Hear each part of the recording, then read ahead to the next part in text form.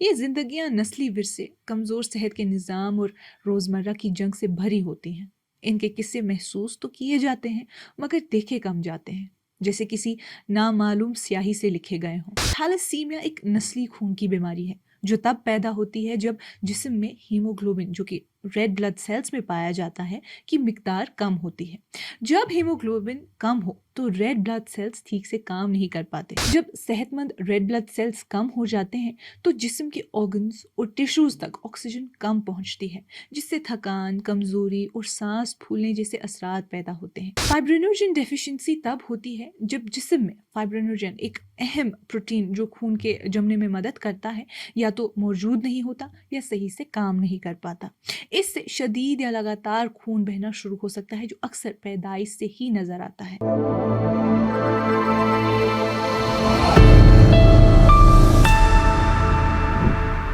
یہ کشمیر رپورٹ ہے۔ آپ سب ناظرین کا خوش آمدید۔ میں ہوں آپ کی میزبان امائمہ ریشی۔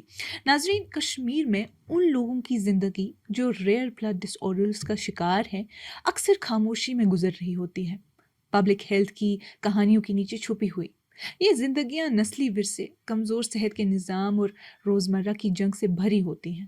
ان کے قصے محسوس تو کیے جاتے ہیں مگر دیکھے کم جاتے ہیں، جیسے کسی نامعلوم سیاہی سے لکھے گئے ہوں۔ ماہرین کے مطابق تھیلیسیمیا ایک نسلی خون کی بیماری ہے جو تب پیدا ہوتی ہے جب جسم میں ہیموگلوبن، جو کہ ریڈ بلڈ سیلز میں پایا جاتا ہے، کی مقدار کم ہوتی ہے۔ جب ہیموگلوبن کم ہو تو ریڈ بلڈ سیلز ٹھیک سے کام نہیں کر پاتے، ان کی عمر کم ہوتی ہے اور صحت مند سیلز کی تعداد خون میں گھٹ جاتی ہے۔ ریڈ بلڈ سیلز جسم تک آکسیجن پہنچاتے ہیں جو ہر سیل کے لیے فیول کا کام کرتی ہیں۔ جب صحت مند ریڈ بلڈ سیلز کم ہو جاتے ہیں تو جسم کے آرگنز اور ٹیشوز تک آکسیجن کم پہنچتی ہے، جس سے تھکان، کمزوری اور سانس پھولنے جیسے اثرات پیدا ہوتے ہیں۔ اس صورت کو انیمیا کہتے ہیں۔ تھیلیسیمیا میں انیمیا ہلکی بھی ہو سکتی ہے اور شدید بھی، اور اگر بیماری زیادہ بڑھ جائے تو یہ آرگنز کو نقصان پہنچا سکتے ہیں اور جان لیوا بھی ہو سکتے ہیں۔ تھیلیسیمیا اور ہیموفیلیا کے علاوہ گلانزمن تھرومبوسٹینیا اور دوسری ریئر بلڈ کنڈیشنز بھی دیکھی گئی ہیں۔ ان میں پلیٹلیٹ فنکشن ڈس آرڈر اور فائبرینوجن ڈیفیشنسی شامل ہیں، جو دونوں خون جمنے کے عمل کو مختلف مراحل پر متاثر کرتی ہیں۔ پلیٹلیٹ فنکشن ڈس آرڈر تب ہوتا ہے جب پلیٹلیٹ کی تعداد تو ٹھیک ہوتی ہے مگر ان کا کام ٹھیک سے نہیں ہوتا۔ اس سے آسانی سے چوٹ لگنا، ناک سے خون بہنا، زیادہ ہیز کا آنا اور چوٹ اور سرجری کے بعد دیر تک خون بہنا جیسی علامت پیدا ہو جاتی ہیں۔ یہ بیماریاں نسلی طور پر بھی ہو سکتی ہیں یا دواؤں یا کسی اور بیماری کے اثر سے بھی لگ سکتی ہیں۔ اس کے علاج میں عام طور پر ڈیسموپریسین یا پلیٹلیٹ ٹرانسفیوژن کیا جاتا ہے۔ فائبرینوجن ڈیفیشنسی تب ہوتی ہے جب جسم میں فائبرینوجن، ایک اہم پروٹین جو خون کے جمنے میں مدد کرتا ہے، یا تو موجود نہیں ہوتا یا صحیح سے کام نہیں کر پاتا۔ اس سے شدید یا لگاتار خون بہنا شروع ہو سکتا ہے جو اکثر پیدائش سے ہی نظر آتا ہے۔ یہ بیماری بھی نسلی طور پر مل سکتی ہے یا لیور ڈیزیز جیسے امراض کی وجہ سے لگ سکتی ہے۔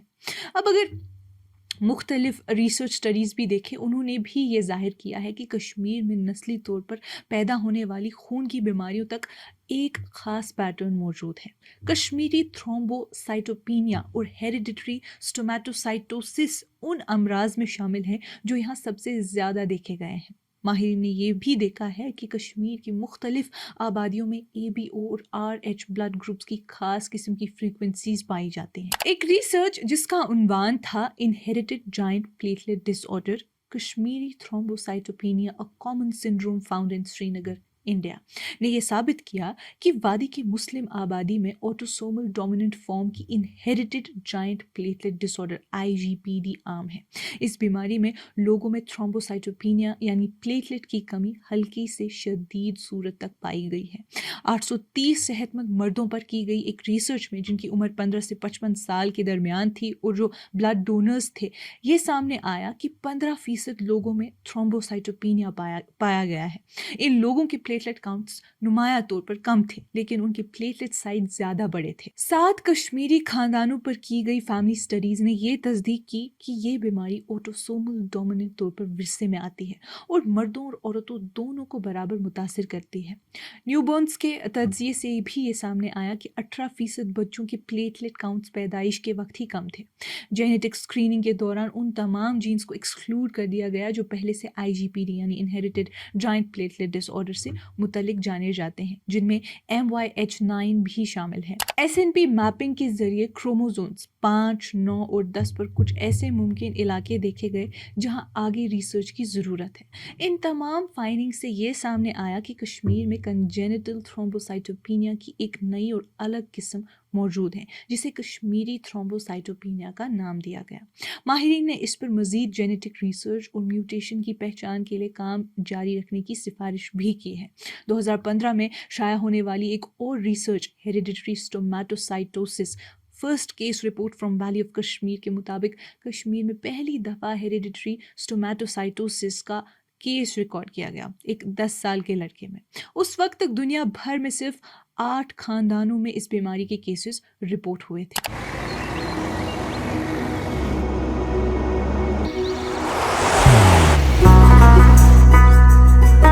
मोहब्बत वही जो दिल से हो,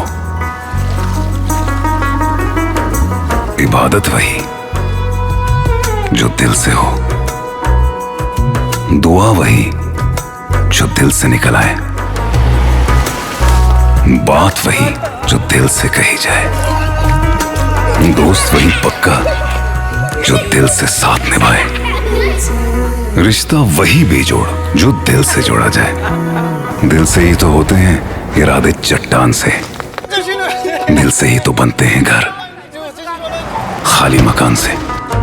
दिल से बनी हर चीज पुश्तों तक चलती है, इसलिए खैबर सीमेंट का जर्रा जर्रा दिल से बना है, ताकि आप जो कुछ भी बनाएं दिल से बनाएं। खैबर सीमेंट, दिल से बनाओ। रिसर्च के मुताबिक स्टोमेटोसाइट्स ऐसे रेड ब्लड सेल्स होते हैं जो कि बोल शेप्ड लगते हैं जब उन्हें माइक्रोस्कोप के नीचे देखा जाता है। ये सेल्स कभी कभी दवाओं के असर से भी बन जाते हैं जब उन दवाओं से सेल मेम्ब्रेन की लिपिड लेयर मुतासिर होती है। हेरिडिटरी स्टोमेटोसाइटोसिस, जिसे हेरिडिटरी हाइड्रोसाइटोसिस या ओवर हाइड्रेटेड स्टोमेटोसाइटोसिस भी कहा जाता है, एक rare autosomal dominant haemolytic anaemia है जो रेड ब्लड सेल्स में सोडियम परमिबिलिटी के खराबी की वजह से होती है। इन बीमारियों के दरमियान 12 साल के जफर, जो कुलगाम से है, ग्लांसमैन थ्रोम्बोस्थीनिया GT का शिकार है, एक रेयर जेनेटिक ब्लीडिंग डिसऑर्डर जो छोटी सी चोट, इमोशनल स्ट्रेस या दर्द से भी लंबी मुद्दत तक खून बहने का सबब बनती है। जफर की स्किन का रंग अक्सर बदलता रहता है, कभी पीला, कभी सुर्ख, कभी नीला, और वो अपना ज़्यादा वक्त घर के अंदर बंद गुजारता है, उन बच्चों से दूर जो अपनी बचपनी ज़िंदगी आज़ादी से जी रहे होते हैं। जफर की कहानी 2018 में शुरू होती है जब वो सिर्फ 5 साल का था। उस वक्त उसके जिस्म से अचानक खून बहने लगता है, कभी चोट के बगैर, कभी नींद में ही। उसके वालिद गुलाम अहमद, जो कि एक छोटे पैमाने के रहदार यानी वेंडर है, ने सालों तक हॉस्पिटल दर हॉस्पिटल दौड़ लगाई, लेकिन कोई ठीक जवाब नहीं मिला। इस तलाश में उन्होंने अपनी पूरी जमा पूंजी खर्च कर दी। आखिरकार कई टेस्ट्स के बाद डॉक्टर्स ने उनका मर्ज पहचाना, एक ऐसी बीमारी जिसमें फैक्टर 7 के इन्फ्यूजन्स बार बार लगाने पड़ते हैं ताकि खून बहने को रोका जा सके। लेकिन ये इलाज भी हमेशा काम नहीं करता, सिर्फ कुछ दिनों तक सुकून देता है। बेचैन और उम्मीदवार गुलाम अहमद ने अपनी ज़मीन का एक टुकड़ा बेचकर जफर को दिल्ली ले जाने का फैसला किया, जहाँ के टेस्ट और इलाज पर 1 लाख रुपए से ज़्यादा खर्च आ गए। डॉक्टर्स ने बोन मैरो थेरेपी का मशवरा भी दिया, जिसका खर्चा 25 लाख रुपए तक का था, मगर बाद में उन्होंने बताया कि इस बीमारी का मुकम्मल इलाज अभी तक मुमकिन नहीं। जफर का मर्ज ऐसा है जिसमें प्लेटलेट काउंट तो नॉर्मल होता है, मगर प्लेटलेट का काम ठीक से नहीं होता, इसलिए वो एक आम बचपन नहीं जी सकता, ना ही स्कूल रोज जा सकता है। फिलहाल उसका इलाज प्लेटलेट ट्रांसफ्यूजन्स और कुछ सपोर्टिव ट्रीटमेंट्स पर मबनी है, जो बीमारी को पूरा नहीं मिटाते मगर कुछ हद तक काबू में रखते हैं। फिर भी डॉक्टर्स के मुताबिक अगर इलाज लगातार मिलता रहे تو امید برقرار ہے۔ سعید مجید قادری جو کشمیر میں ریئر بلڈ ڈس آرڈرز کے مریضوں کے ساتھ کام کرتے ہیں، کہتے ہیں کہ یہ مسئلہ اصل میں لوگوں کے تصور سے زیادہ سنگین ہے۔ ان کے مطابق کشمیر میں ابھی تک 11 GT یعنی گلانسمن تھرومبوسٹینیا کے رجسٹرڈ مریض ہیں۔ یہ ایک انتہائی ریئر کلوٹنگ ڈس آرڈر ہے۔ بچوں میں اس بیماری کے نتیجے میں ناک سے بار بار اور کبھی رکنے نہ والی بلیڈنگ ہوتی ہے۔ ایمرجنسی میں ڈاکٹرز پیلیٹیو کیئر دیتے ہیں، زیادہ تر فیکٹر 7 انجیکشنز لگا کر، جو صرف تھوڑے وقت کے لیے مددگار ہوتے ہیں، مگر یہ علاج نہیں، صرف ٹیمپرری کنٹرول ہے۔ ایسے گھرانے لگاتار خوف میں جیتے ہیں۔ چھوٹی سی چوٹ یا اچانک بلیڈنگ بھی جان لیوا ثابت ہو سکتی ہے۔ ڈاکٹر قادری نے یہ بھی بتایا کہ کشمیر میں تھیلیسیمیا کے مریضوں کی تعداد بھی کافی زیادہ ہے۔ گورنمنٹ میڈیکل کالج GMC میں 35 رجسٹرڈ پیشنٹس ہیں، جبکہ چلڈرن ہاسپٹل میں 55 بچے رجسٹرڈ ہیں۔ ان بچوں کو ہر 15 دن یا ہر مہینے بلڈ ٹرانسفیوژن کروانا پڑتا ہے کیونکہ ان کے ریڈ بلڈ سیلز تیزی سے ٹوٹ جاتے ہیں۔ مگر ان ٹرانسفیوژنس کے ساتھ خود نئے مسائل پیدا ہو جاتے ہیں۔ مرے ہوئے سیلز سپلین کو بڑا کر دیتے ہیں، جس سے درد اور دوسری صحت کے مسائل بڑھ جاتے ہیں۔ بار بار ٹرانسفیوژنس ہونے سے آئرن اوور لوڈ ہوتا ہے، جو جسم کے آرگنز کو نقصان بھی پہنچاتا ہے۔ یہ آئرن اوور لوڈ سب سے خطرناک ہوتا ہے۔ یہ دل کے مسائل، گردے کا فیل ہونا اور گروتھ رک جانے تک کا سبب بن سکتا ہے۔ ایسے بچوں کے چہرے اور جسم عام بچوں جیسے نہیں ہوتے۔ انہیں ہر دن آئرن چیلیٹنگ میڈیسنز لینی پڑتی ہے تاکہ جسم سے زیادہ آئرن نکل سکے۔